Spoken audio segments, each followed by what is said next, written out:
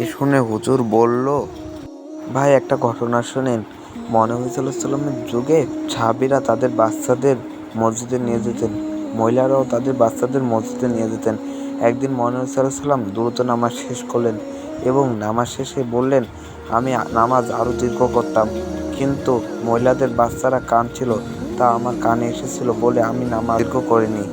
মহানবী সাল্লাম নামাজ সংক্ষিপ্ত করেছিলেন, কিন্তু বাচ্চাদের মসজিদে আসতে নিষেধ করেননি। আর আমরা বাচ্চাদেরকে মসজিদে আসতে নিষেধ করে এটা চিল্লাচিল্লি করলে। আর আপনি যে এভাবে ছোটো বাচ্চাদের তাড়িয়ে দিচ্ছেন, এরা কী শিখবে? এরা মসজিদে যদি এখন থেকে না আসে তাহলে এরা কী শিখবে? এ বলে হুজুর তারপরে বললেন, ভিতরে চলেন, তাহলে এবার নামাজ পড়েন। তারপরে হুজুর বাচ্চাদেরকে বুঝালো, তোমরা মসজিদে এসে এভাবে ঝামেলা করবা না, বুঝেছো? তোমাদের ঝামেলা করার ফলে লোকদের অসুবিধা হয়, নামাজ পড়তে কষ্ট হয়, বুঝেছো? এভাবে আর ঝামেলা করবে না, ঠিক আছে? দেখো এখন কি সুন্দরভাবে উনি নামাজ পড়তে পারছে, তোমরা কথা বলবে না, বুঝেছো?